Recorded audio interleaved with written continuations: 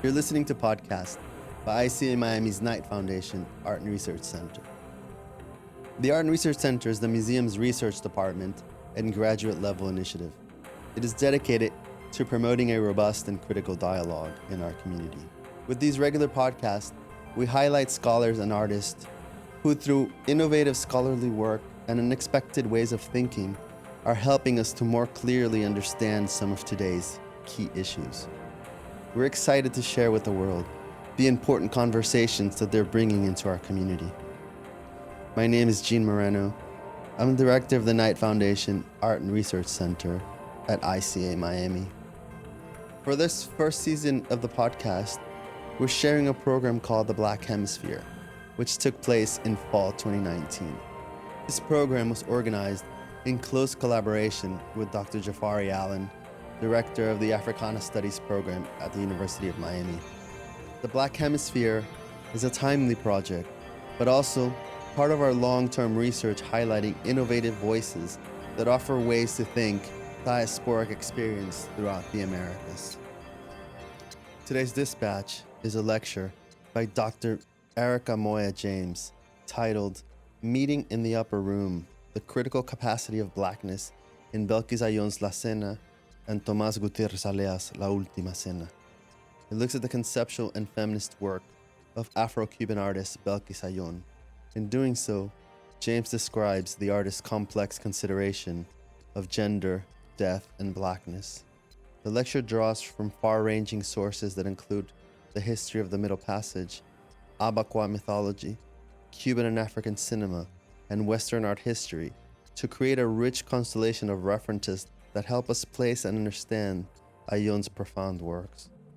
The lecture was originally delivered on October 5th, 2019, as part of a symposium held at ICA Miami called Anti-Blackness and Resistance in the Americas. Erika Moya James comes to us as an assistant professor of art history at the University of Miami and as a research associate at the Visual Identities in Art and Design Research Center at the University of Johannesburg in South Africa.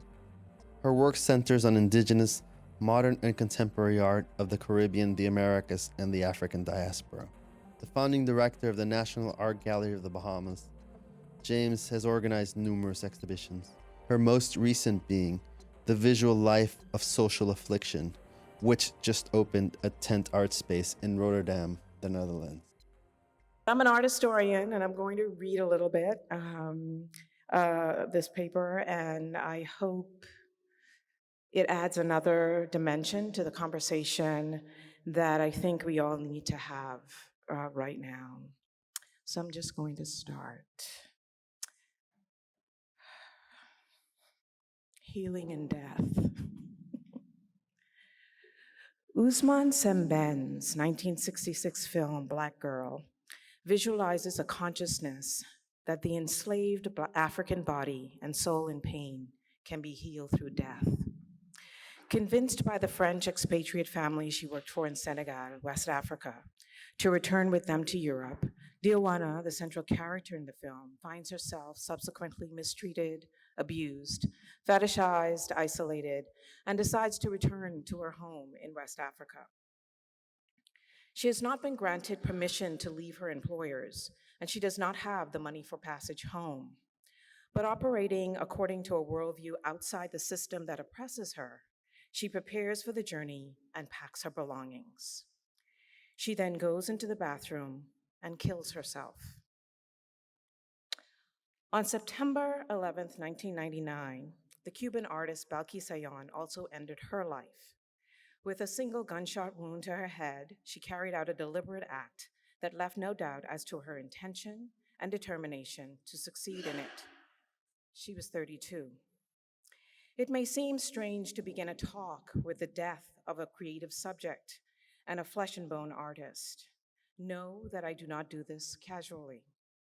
But I want to locate Ayón's work within a Black Atlantic imaginary, and by marking her life and death, dissolve the distance between philosophies of Blackness, the realities of Black life, and the ways they become intertwined with death. While centering on Ayón's work, I want to tether the concept of Black female death, that centered her oeuvre, and Semben's post-colonial cinematic protest poem to Tomás Gutierrez Alea's film, The Last Supper. Across media, generations, and localities, I am posing that Ayón and Alea's work visually and effectively spoke to unspoken entanglements of race, gender, history, and death in the hazy rhetoric of post-racial, post-revolutionary Cuba that resonate historically, I believe, in the Black Atlantic imaginary. Ernesto R. Acevedo Muñoz posits that the liberation of Semben's young woman, her physical body, allowed for her soul, her spirit, to in fact return to Africa. To most individuals trained in continental philosophy, the ability to envision life beyond the body may seem a bit too metaphysical, too romantic, too religious for objective scholarly consideration. But recall with me for a moment the story told by the late Cuban scholar Antonio Benitez Rojo, who as a youth experienced the Cuban Missile Crisis. Okay. At the time, all Cubans were convinced that they were on the brink of apocalypse. Rojo's family, like most others in his Havana neighborhood, had bunkered down. No one was allowed to leave their homes unless absolutely necessary. One day, as he stared out a cracked window, he saw two old Black women walking through the street and talking just so, going about their business as if they had not received the message of the apocalypse. He recalled that there was just something in the way they moved that convinced him that there would be no nuclear annihilation, and if something did occur, that they would survive it. The women were not mindful of him, but they recognized a certain something they communicated, but he recognized a certain something they communicated through their bodies that transcended the possibility of destruction. They moved in a way that was beyond the grasp of language, in what he described as, quote, a certain kind of way. Without fear, they moved as if death, even if it did happen, would be a passage and not an end. Conceptual notions of the Black female body, I'm sorry, I have two images here, but that's okay.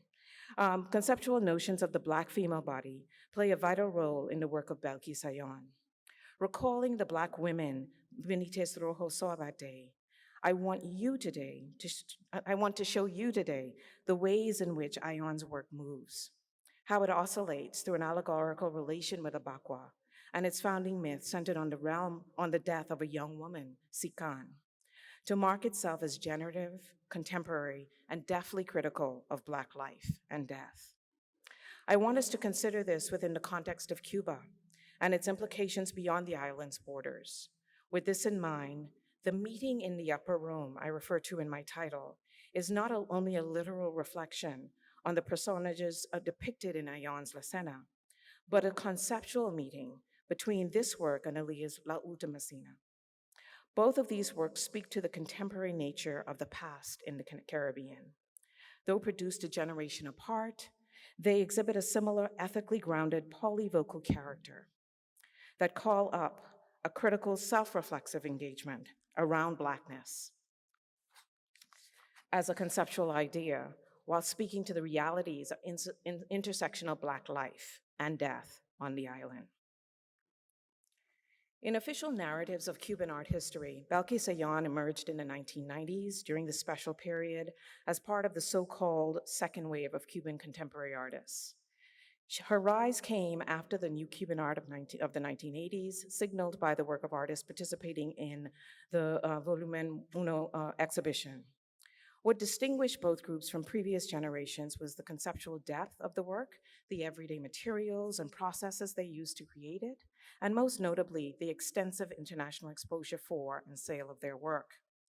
While the 1970s brought severe pressure on artists due to reinterpretations of revolution along the Soviet model, the special period was a time of severe economic hardship for Cuba, due in no small part to the fall of the Soviet Union in 1991. Unlike previous generations, many members of the second wave chose to remain on the island, taking advantage of the government's new willingness to allow artists greater freedom to travel abroad and retain, in large part, earnings from the international sale of their work. Trained at the premier art institutions on the island, Ayón was well-versed in traditions of Western art. However, she chose to draw from Abaqua, a tradition considered primitive in the context of Western art history and post-revolutionary Cuban society, to imagine new possibilities of expression through allegory and form. Ayón also chose calligraphy, a relatively ancient form of printmaking, as her primary medium. Like René Bearden's use of collage as process, in calligraphy, the artist combines paper and cardboard of varying surface properties and textures to produce print matrices. In process, the artist conceptually mimics the signifying potential of the collage form. Ayón began exploring the founding myths of the Abaqua Society while in art school, and La Cena was one of the earliest monumental works created with the historical and mythical iconography of the Abaqua secret society at its center. However, as she indicates in the text that I just showed you, to simply note the connection of her work to this group without being able to also engage their allegorical or epistle-like qualities reduces the prints and her work to one-dimensional narratives, didactic forms, no matter how mysterious, beautiful, or formally compelling they appear to be. Nevertheless, it is important to know this history in order to orient the work and fully apprehend the ways in which Ayón's Black feminist practice moved far beyond it. The Abaqua Society was founded in Cuba in 1836 in the Cross River Cabildo in the Regla district of Havana. The group was called Effique Bouton. David Brown's extensive study of Cuban Abaqua references detailed maps of the Cross River region, the area of southeastern Nigeria and western Cameroon that this group came from. However, it is this distillation of these detailed maps into the line drawing called the Geography of Sacred Memory that you see on the screen here, that the story of the secret society ironically unfolds. As Brown notes, this map is believed to be the only known drawing by a native-born African in Cuba. In a very spare manner, it outlines a history of relations between the E4 people, indicated by a circle, and the Effique people, represented by the cross form. Here we have two warring cultures separated by the mighty Cross River, two warring cultures that would travel the same river into the Middle Passage. Enemies before the break, I contend that after going through the Middle Passage and finding themselves grouped together in cabildos in Cuba, a new system of relation had to be forged that explained this horrifying experience and their subsequent coming together on the island against their conscious will. In a slave society, it was no longer productive to establish exclusive Effique societies. The new social organization encouraged a new narrative for the coming together of disparate people from throughout the Cross River region in order to be relevant in a new society where post-Middle Passage, the real and symbolic river that had previously divided them had been erased by the sea. While the link to Africa is clear, it is important to see Abaqua as we know it, and as Belkis Ayón came to know it as Cuban. One can see it as a kind of auto-historiography, a self-authored recreation myth written by free and enslaved Africans that emerged in response to the dislocation of the Middle Passage, or what Wilson Harris beautifully describes as the symbolic state of cramp, as a self-authored suturing in the wake of trauma. In other words, drawing on Martinican poet and scholar Edouard Glissant's interpretation of the process of creolization, Cuban Abaqua emerged out of the crucible of African slavery and the Middle Passage as a new form. Though rooted philosophically in the Cross River and of West Africa, Abaqua codifies the process of reformation and change that is central to the creolization process in a Cuban context for a new people in a new cultural arrangement. The central Abaqua liturgical tradition is the plant ceremony, which allegorically reenacts the founding myth of the society, the death of a young woman named Sikan. As Andrew Apter has observed, in the Yoruba case, quote, origin claims and oral founding narratives are ideological.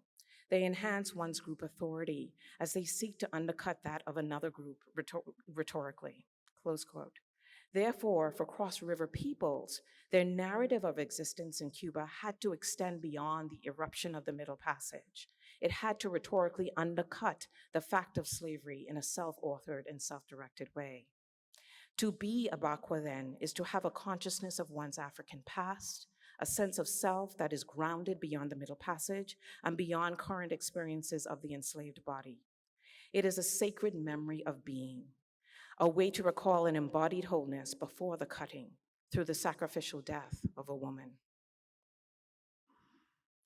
The story goes that one day, Sekan, the daughter of Makongo, the most powerful Ifor man, went down to the Cross River to draw water.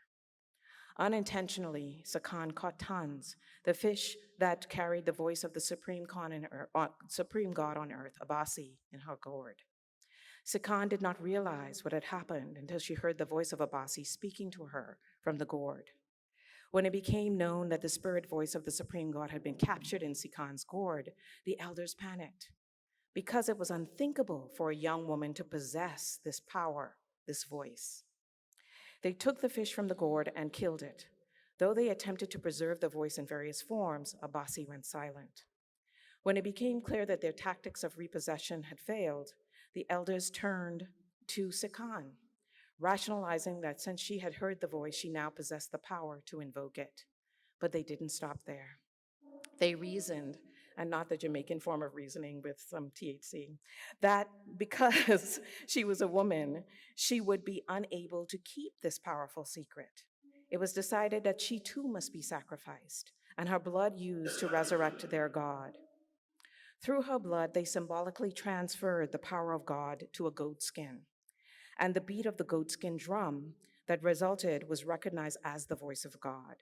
It is an instrument central to the formation of Abakwa society and all African-inspired drumming traditions throughout the Caribbean and the Americas to this day.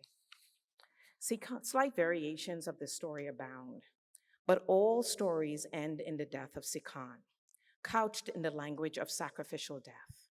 As various scholars have noted, and the story makes clear, this narrative indicates a general suspicion of the character of women by men. And yet it would come to serve as the primary reason for the Abakwa to exclude women from the society and public discourse. Not only could Sekan, like all women, not keep a secret, her inability to control herself, presented here as a gender weakness, would inevitably lead to her betrayal of her people, which had to be prevented at any cost. Despite the varying details, Sekan's death, whether viewed as sacrifice or a gift on her part to her people, was reframed in Abakwa as a noble one. Since we never hear Sekan's side of the story, her willingness to be sacrificed further justified their exclusion of women. Now let's be attentive to this story symbolically. To possess the voice of God meant that power was in the hands of those who possessed it. And before the sacrifice of Sekan, that would be women. For the Abakwa then to claim this story as its founding myth or narrative in Cuba, the death or sacrifice of Sekan can also be read as serving to protect the patriarchal basis of male power and identity after the disruption of the Middle Passage in what was still a very male space, albeit a powerless one, the Cabildo. To put it bluntly, in the context of slavery, manhood for the Abakwa in Cuba was recuperated through the symbolic death of a woman. How can an artist not find inspiration here? In recreating the story of Sekan, rather than Abakwa, Ayón deploys a visual language capable of re-engaging and interrogating narratives of being and structures of knowledge that had thus far determined Cubanness without an active Black female presence. A position she claimed was not just about Black people and women, but more precisely Black womanhood in relation to the human question.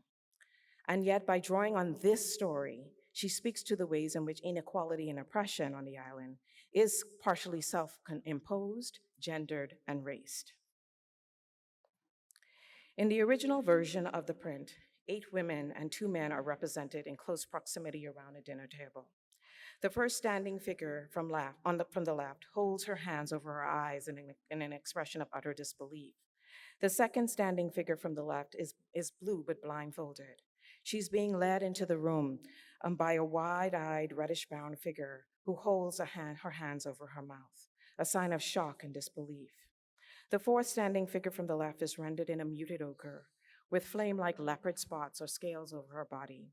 She stands with a clenched fist covering her right eye. Leaning into the central figure of Sikan is a fifth woman with blue eyes and a dense yellow-green scale-like pattern across her body. The final standing figure on the right of the composition is a man. He is rendered in blacks with blue lines detailing his body. This form has been purposefully drawn from the seated figure in Paul Gauguin's Spirit of the Dead Watching. Like that presence, at first the man seems disinterested in the scene. He appears to be walking out of the composition, but his eye is clearly honed in on the events occurring in the room.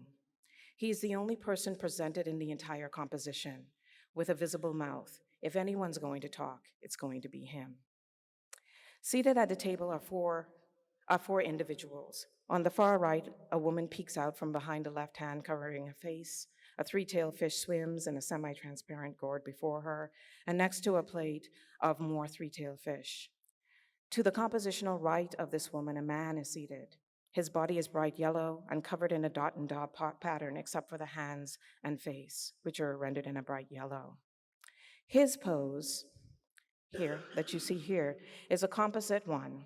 Ayón drew from Albrecht Dürer's Melancholia from 1514, and the figure of Judas in countless Russian Byzantine versions of the Last Supper. The plate of bones before him indicates that he has just eaten his plate of fish. The central figure, Sikan, sits next to him. She's rendered in a bright verdant green with a black snake resting languidly around her neck. She stares directly out to the viewer, a plate of uneaten fish before her, eyes wide and bright, in an expression of panic. The final seated figure on the far right of the composition is covering her ears and has her eyes closed. The texture of her skin is like Japanese rice paper. A plate of uneaten fish also rests before her. In addition to the plates of consumed and uneaten fish on the table are a series of vessels lined up across the compositional plane, each holding a single fish. Something is amiss, but none of these women have mouths to verbally express what is wrong. They speak instead through their bodies, particularly their eyes. The background of this work is a vibrant neon pink, patterned with a grid design of crosses and circles. Ayón described the pattern as anaphoronas, the symbolic writing of the Abakwa society. In keeping with the tradition, the symbol of the cross referred to as to the Efik people, and the circle, the E4. The merging of these signs into Orubibi, the symbolic writing, is an important aspect of Abakwa, and it sealed the coming together of these groups in Cuba. La Cena was first exhibited in 1988 at Galleries. Though it was Ayón's intent to print it as we see here in color, and though she was initially pleased with the results, she noted that over time she began to miss working in black and white, and knew that she had to return to those values. So in 1991, for her graduate exhibition at the ISA, Ayón modified the work and printed the black and white version we see here. While it's tempting to align the shift in color to a broad racial statement, Ayón was careful to stress that this work and her entire oeuvre, in her entire oeuvre, quote, "White is a value, as is black, as are the grays. The value is the color. The value is the point of attention in the work. A figure, because it is represented as white, is not white. A figure is white because it is the point of attention or articulation, and because I work with white and black values. That person could be black, but the value is white." No reproduction can capture the subtle textures and pattern of this work. It is visually stunning. Take my word for it if you haven't seen it. The energy between the figures communicated in the color print is heightened in the black and white version. The sense of unease Ayón wanted to project in the work becomes more palpable. Something is truly amiss. During a 1999 interview, ethnomusicologist Jaime Saruski asked Ayón whether the piece referenced a traditional supper. She quickly answered, yes, but only as a conceptual beginning. Engaging this work in relation to Abakwa is, as a conceptual beginning, and not merely representative of a fixed narrative, invites one to consider La Cena as polyvocal characters as allegory, epistle, and or something more. The repositioning of women to the margin of public life through cultural narratives of sacrifice is not unique to Abakwa. Their founding myth resonates deeply with another tale from a distant culture, namely Euripides' play Iphigenia in Aulis, where she is sacrificed so that the Greek army can sail to Troy to rescue Helen. Most of us know the story. Like much of Greek theater, the play was not designed as pure entertainment, but cleverly engages a discussion of class conflict, and it elicits profound doubt around notions of popular authority and hierarchical structures, and exposes the inconsistencies and incongruities of patriarchy and the way it perpetuates female dependency and oppression. I argue that Ayón draws on the story of Sakan in similar ways, with a critical eye on Cuba. Kim Solga notes that the sacrifice of women in Greek culture, evident in the story of Iphigenia, and by extension Sakan, performs a self-erasure of the woman, who is recast as a willing participant in what is essentially her own destruction. According to Solga, in these stories, the death of a woman, rather than an inversion, becomes a reflection of benevolent patriarchy. By masking the violence of the moment within a narrative of sacrifice, the act protects men from accusations of misogyny and naturalizes their power. In other words, the narrative of Iphigenia and that of Sikan in the context of Abakwa naturalizes the subordination of women in society by men, but invites them to participate in their own subjection as a moral act. When Thomas, and I'm going to shift gears here and join this, when Tomás Gutierrez Alea completed The Last Supper in 1976, the work became the first history film produced in post-revolutionary Cuba. Whatever Alea's professed intentions, his choice of subject in a relatively young communist society wanting to locate its revolutionary struggle within the context of a wider historical struggle against tyranny and oppression could not be more perfect. It coincided with a new push by Cuban artists and intellectuals in particular to establish community with what one would describe then as third world countries, particularly those in Africa and the Caribbean.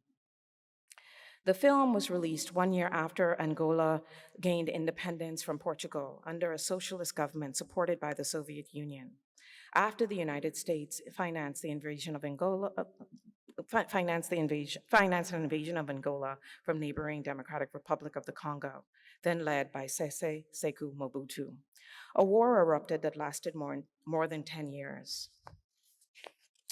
This war would see the deployment of almost 50,000 Cuban troops to fight in defense of Angola. More than half of that number were Black and mulatto. And I know this is not the president of Angola at the time, but I think it's important in my extended version of this work, I talk about the ways in which Cuba connects itself with Africa, and in particular, how many of the early visitors to Cuba after the revolution were African leaders, like in this case, Sekou Touré. And in both cases, especially these cases, the place of Blackness, the place of African culture or African-derived culture was put in a certain degree of crisis as a result of the move towards communism. And that it forces us to talk about these new movements, these liberation movements, and how they impact culture and how race becomes packaged or repackaged or dismissed in those spaces. After the revolution of 1959, understanding the power of media, one of the first institutions the Castro government developed was a cultural department tasked with engaging the visual to, quote, promote literacy and culture. Within 3 months, the Cuban Film Institute was born. Along with printmaking, filmmaking was seen as potentially providing, quote, the most direct and extensive vehicle for filmmaking the most direct and extensive vehicle for education and the popularization of ideas, close quote. Film was seen as revolutionary, a revolutionary weapon, used as a tool of memory, transformation, and uplift within the narrative of the new nation. Consequently, the new department received adequate funding and facilities and was left to produce films, which in most cases came in the guise of documentaries. For some, the 1960s were years filled with hope as the Cuban Revolution took its place among regional and global civil rights, independence, and post-colonial movements, and ideological and political revolutions. But the 1970s was a far more sobering decade for the island, often referred to as the gray years. Schroeder has placed Alea's Last Supper as a part of a wider regional debate emerging at that time that coincided with the release of other films that spoke to a revolution in a revolutionary language against histories of oppression, and shaped emerging hemispheric debates on the impact of African transatlantic slavery on the Caribbean and the Americas. You can think of Carlos Dege's film Zyka from 1976, Alex Haley's miniseries Roots, 1976, 1977. They were all in this vein and they were all released at the very same time. The Last Supper was also very specific to its director and emerges directly from the level of freedom he claimed and the kind of stories he wanted to convey through film. Like Ayón, Alea was politically progressive. While a supporter of the revolution, he was not beyond criticism of it. His widow, Mirtha Ibarra, notes that Alea profoundly believed that criticism of one's country was born out of one's love for it, and his films constantly keep ideals of revolution in play, even as they evince a constant critique of its utopic ideals, though sometimes dressed in dissembling humor. By the time Alea completed Death of a Bureaucrat in 1966, Ibarra said that he had developed a healthy dislike for bureaucrats. In his opinion, the Cuban people were getting used to their mistakes and inabilities in ways that were killing the spirit of the revolution. Of the period, he remarked wryly, quote, "If Kafka had been born in Cuba, we would have considered him a realist," close quote. But let me repeat, Alea's questioning of the afterlife of revolution did not mean that he did not support its ideals. It did mean that through film, he worked to grapple with the inconsistencies he saw and places where the presumption of revolution had not yet penetrated. This often occurred in the matrix of race, gender, and sexuality, and the island's post-revolutionary economy. As Cuba and Alea's first historical film, Natalie Zemon Davis has proposed that La Ultima Cena, in this film, Alea became part of a group of cinema people and historians who were trying to reconstruct Cuba's past. They were especially interested in slavery and slave activity, which they felt had been ignored or misrepresented in the historical writing of the Cuban Republic. While this is true, what is even clearer in this work is Alea's desire to engage race and gender, but also the island's historical connection to other places, particularly Haiti. By the time Fidel Castro delivered the first Havana Declaration in 1962, Alea had already begun work on the feature film Kumbait, based on the novel Masters of the Dew by Haitian writer and avowed communist Jacques Romain. He pointedly returned to Cuba's connection with Haiti in this particular film. The film is based on The Sugar Mill by Manuel Moreno Fragonals. The book was a blistering historical account of the sugar industry on the island, in which Fragonals used econometrics to argue that the industry had been built on the backs of Black people and African slaves. In the text, he recalled a historical event that occurred in Cuba during Holy Week in 1789, when the Count de Casabayona, in an effort to express his piety and devotion to Christ, decided to reenact the Last Supper with his slaves. The Count directed his overseer to choose 12 enslaved Africans to play the part of the disciples, while he assumed the role of Christ. On Monday to Thursday, the plantation owner washed and kissed the feet of these 12 slaves, and they then ate a splendid supper together. During the festivities, the Count promised freedom to an older slave, the return of another from the fields to the back to the house, and a cessation of work for all during Good Friday. At the end of the evening, the Count retires, leaving the plantation the next morning to return to town. As he continues with his normal life, the 12 slaves also expected to return to their daily lives on the plantation. However, in direct opposition to what the Count promised, the plantation overseer, Don Manuel, having not received alternative instructions, wakes the plantation on Good Friday morning, expecting all to work. Rather than accept the miscommunications, the slaves revolted. They burn the plantation to the ground and escape. The remainder of the film is dedicated to the Count's willful neglect of the religious piety he extolled only hours before in his pursuit and capture of 10 of his 12 African disciples, their subsequent execution and display of their heads on spikes. Though Alea knew that the events upon which the film were based occurred in Cuba 2 years before the Haitian Revolution began, in the film he chose to locate the uprising just after the onset of that revolution. Alea also introduced the Haitian character Don Gaspar as the manager of the mill, a figure not mentioned in the official account or in the book. In Alea's story, Gaspar arrives in Cuba after the Haitian Revolution begins. During the uprising, he chooses this time to assist one of the leaders in the revolt, enabling his escape and ensuring the destruction of the plantation. Out of all the overseers on the plantation, Gaspar is the only one whose life is symbolically spared. Fragonard's text was avowedly Marxist in its economic approach, but also critical of the economies of slavery, arguing for its role in ongoing race and class differences in Cuba post-revolution. Through this text, Alea re-engages the story to take a similar critical pose towards post-revolutionary realities of Cuba, taking it one step further to intimately entangle the Cuban slave economy with the church and capitalism. By rearranging the historic sequence of events and adding characters with established revolutionary ties, Alea sought to visualize a new historical narrative that suggested a political, economic, and historic and ideological connections between the late 18th century Haitian struggle and that of 1959. This centered Blackness through the African contribution to the formation of modern Cuba, a contribution ignored in pre-1959 Cuba and collectivized and perhaps some might say erased in post-revolutionary Cuba. Throughout its history, official Cuban society, pre and post-revolution, has had a complicated relationship with Blackness. Though the post-1959 national rhetoric claimed to recognize that all Cubans possessed Congo or Caribali blood, Africanity was ideologically consumed by a post-revolutionary national identity that sought to erase divisions based on race, gender, and class.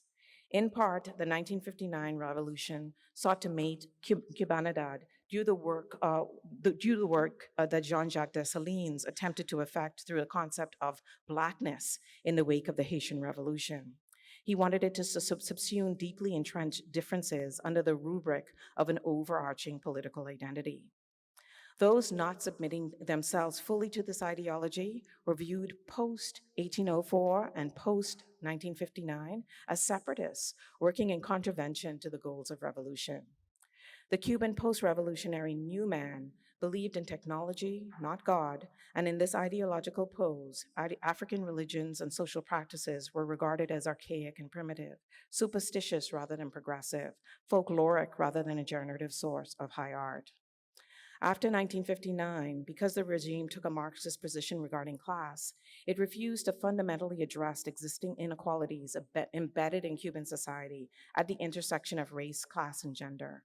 In its utopic zeal towards post-revolutionary equality, Pedro Pierre Sarduy has noted that, quote, the government targeted disparities of class over race in the belief that addressing the former would correct the latter, close quote.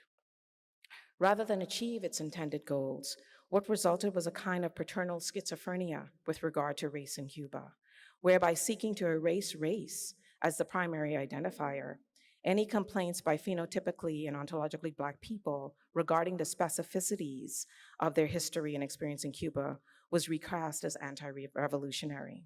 The results were, in fact, as Alea once noted, Kafkaesque.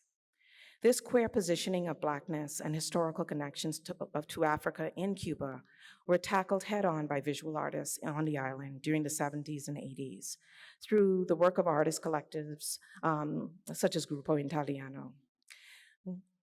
Guillermo Ramos Cruz, considered the official historian of Grupo, has stated that the collective, quote, approached the theme of the presence of Blacks in Cuban art as a post-colonial meta-narrative in which the other lays claim to the possibility of organizing history based on his own categories and from a self-referential ontology.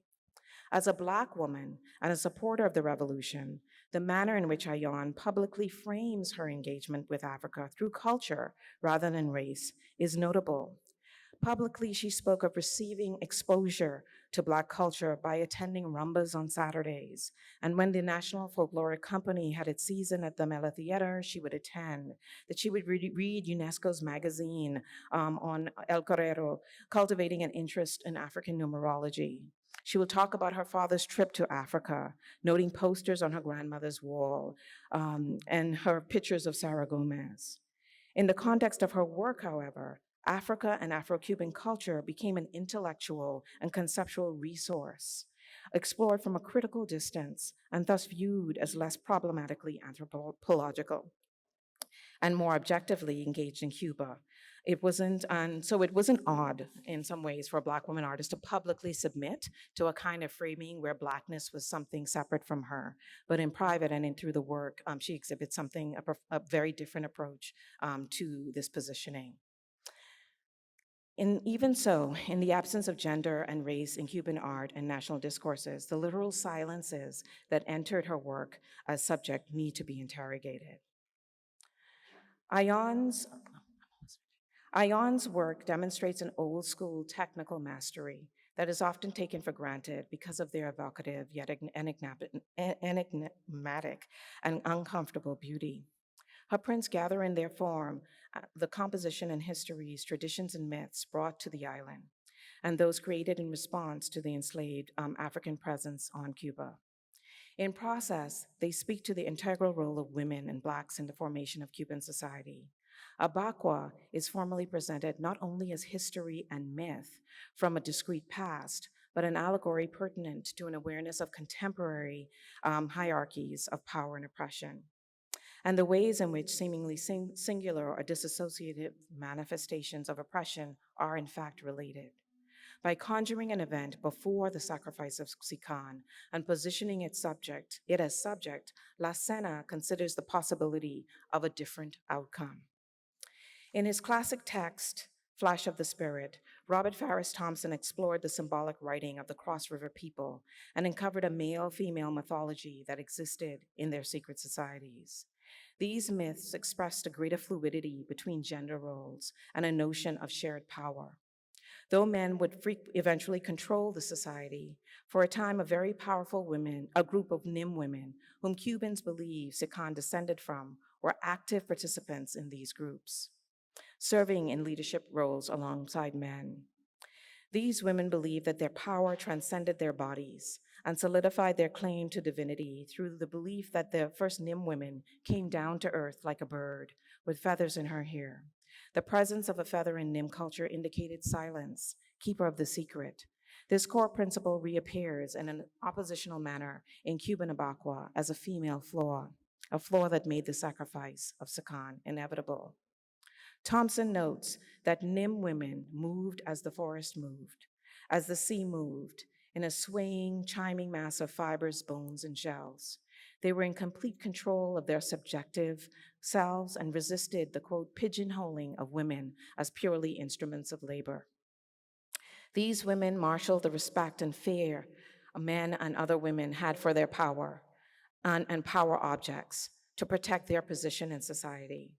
While the Nim culture did not survive the Middle Passage intact, according to Thompson, many believe that the secret of Abakwa was philosophically drawn not from the male societies of the Cross River region, but from these Nim women. Thompson reads the prevalence of silence in Abakwa ritual and the presence of feathers in this iconography as providing the society a powerful femininity, more in line with Nim culture In Abakwa, the role of Sikan is always performed by a man in drag, but it is symbolic, but it is ironically a performance whose effect enacts outsized masculinity and power. Through the symbolic possession and displacement of the feminine through Sikan, members lay claim to the power she was thought to possess. While there are no representations of feathers in La Cena, Ayon's colograph implies that a very solemn initiation supper has been infiltrated by men. This is emphasized by the artist's art historical references to Gauguin's death and Durer's melancholia, communicating a deep, impenetrable sorrow in the realm of the symbolic. This is reiterated through the symbolic potential of leopard skin and its connection to the all-male leopard society found in the Cross River region that dresses the skin of the Judas-like interloper. It is also established through Ayon's use of fish scales to indicate a feminine possession of the secret through a symbolic connection to the fish that held the voice of Abasi. In order to sharpen our focus on La Cena's conceptual dissonance, it is useful to consider this composition in relation to more famous, the other suppers, of course, Leonardo da Vinci's Last Supper, which placed the Christ at the center, and Elia's, which placed the Count of Bayona at the center, though the Count is symbolically overshadowed and surpassed by his enslaved African who inhabits the top of the central formal triangle. Unlike Da Vinci and Alia's composition, at the center of Ayon's print is a formal passage where the arm and shoulder of the male body overlaps that of the female figure. Ayon avoids reproducing the traditional patriarchal hierarchy of the other suppers and is thus able to suggest that the audience is witnessing a displacement of power from male to female in the work. The expressions and gestures of all of the women indicate that they are troubled, and it is clear that there is no longer room at the table for the initiate being led in. As Ayon noted, in actual Abakwa initiation ceremonies, the initiate enters the room with a famba blindfolded, but once the secret has been shared, the insight gained allows the eyes of the initiate to penetrate the bandage, indicating completion, a transition performed using the Irene mask. In La Cena, the man's presence and desecration of the feast has resulted in the abrogation of the process. Because the women are represented as having already transmutated into the fish or human form, recall the power of those women, the Nim women. Through the man's consumption of the fish, there is a sense that to their horror, they are witnessing the destruction of societal order, the theft of the secret, and the coming of death and sacrifice of Sikan, who in this sense embodies them all.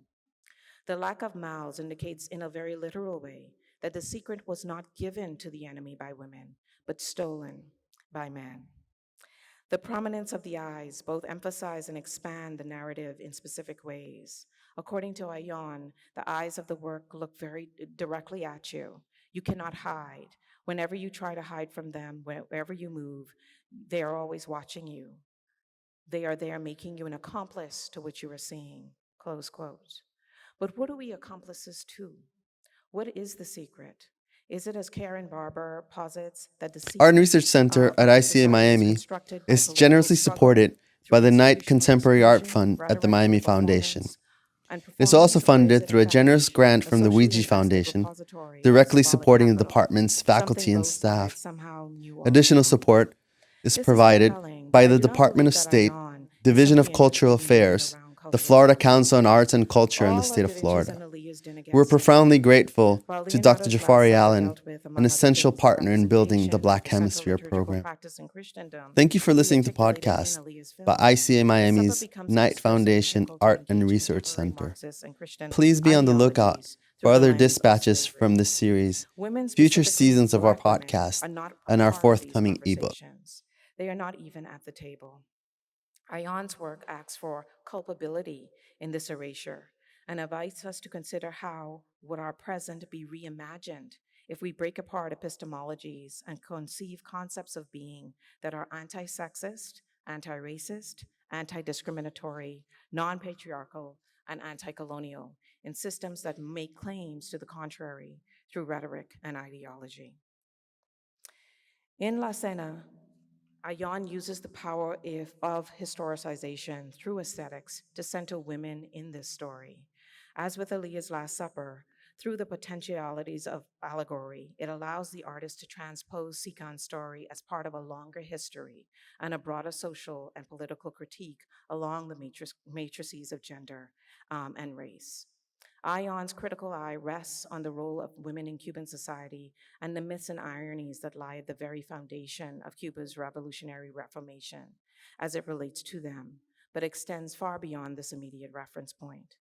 While technically flawless and formally astute, La Cena becomes subversive and political, partly because of the artist's ability to transfer the mythic force of the referent into a discourse based on the symbolic. This symbolism, however, is not specific and didactic, as one may initially find in Alea's film. Instead, it's able to resist concretization through its poetic and mysterious forms.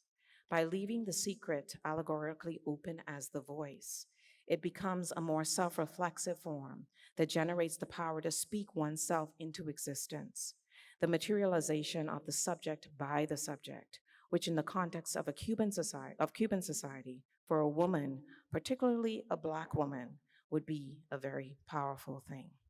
Thank you.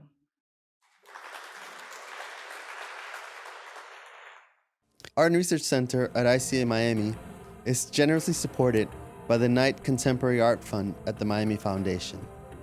It is also funded through a generous grant from the Ouija Foundation, directly supporting the department's faculty and staff.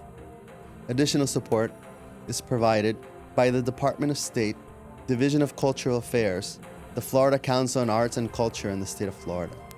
We're profoundly grateful to Dr. Jafari Allen, an essential partner in building the Black Hemisphere program. Thank you for listening to podcasts by ICA Miami's Knight Foundation Art and Research Center. Please be on the lookout for other dispatches from this series, future seasons of our podcast, and our forthcoming ebook.